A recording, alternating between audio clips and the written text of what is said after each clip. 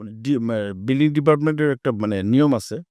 জি। Licence দিয়ে লাইসেন্সধারী contractor যারা আছে শুধুমাত্র লাইসেন্সধারী তারা কন্ট্রাক্টরই পারবে। আইনগতভাবে আইনের মাধ্যমে তার লাইসেন্সধারী কন্ট্রাক্টর ডিএবি পারমিশন নিয়ে করতে হবে। আর হয়তো আমাদের বাঙালি অধিকাংশ লোকই এই কাজটা ওই পারমিশন নেওয়ার কাজটা করে না। না নিয়ে ওরা নিজে, নিজে হয়তো দরজা বন্ধ করে দিয়ে এটা যদি আমরা অনেস্টলি বলি, আমরা বাঙালি ৮০% বাঙালি আমরা দরজা বন্ধ করে দিয়ে এই কাজগুলো সারি। সেরে পরে মার্কেটে বিক্রি করে। কিন্তু এটা তো তাহলে নিয়ম বহির্ভূত হলো। নিয়ম বহির্ভূত। অবশ্যই যে আপনি তো রিয়েল এস্টেটের সাথে আছে। আপনিও নিশ্চয়ই পুরোনো বাড়ি কিনে সেটাকে ডেভেলপ করেন এবং রিনোভেশন করেন। আপনার বাস্তব অভিজ্ঞতা কি?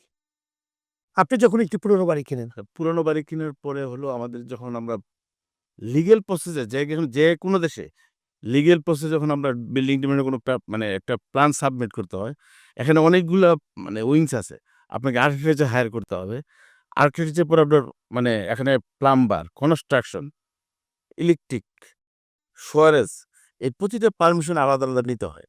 এটা অনেক লম্বা একটা হ্যাসেল। আমরা মনে করি এবং হ্যাসেলগুলা মানে ওই অনেক সময় দেখা যায় এক্সটেনশন করতে হয়। তো সেক্ষেত্রে অবশ্যই পারমিশনের দরকার হয়। এক্সটেনশন মানে কি ধরনের এক্সটেনশন? পিছনে মনে করেন যে একটা সিঙ্গেল ফ্যামিলি আছে, এটা 2 ফ্যামিলি করবে। তো 2 ফ্যামিলি করলে কি পিছনে এক্সটেন্ড করে পিছনে ২ টা রুম বানালো।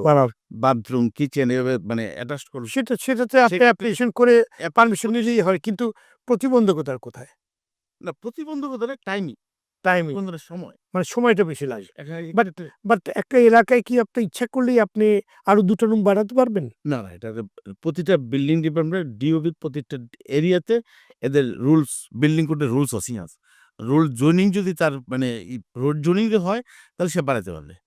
জি। জোনিং না হলে জোনিং এবং তার প্লটের যে সাইজ, এই প্লটের সাইজের উপর ডিপেন্ড করে সে বাড়াইতে পারবে, মানে কতটুকু সে যেতে পারবে। কতটুকু বাড়াইতে পারবে। আমরা তো জানি যে একটি বিল্ডিংকে যদি সুন্দরভাবে রেনোভেশন করা যায় এবং সেখানে যদি কিছু উৎকর্ষ সাধন করা যায়, ২ টি রুম বাড়ানো যায় কিংবা ওয়াশরুম যদি একটি বাড়ানো যায় তাহলে এটার দাম অটোমেটিক বেড়ে যায়।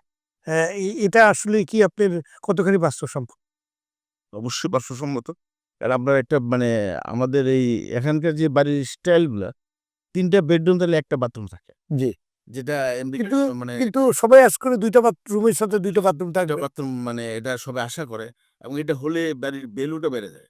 জি। কিন্তু মানে তাহলে সমস্যা কোথায়? কেন অনেক ক্ষেত্রেই দেখা যায় ৩ টা রুমের সাথে মাত্র ১ টা ওয়াশরুম কিংবা ফ্রেশ রুম। তো এটা তো আপনার একটা বিশেষ করে বাঙালি যারা তারা কিন্তু অভ্যস্ত না। তারা চায় আপনার অন্তত ২ টা রুমের সাথে ২ টা বাথরুম থাকুক।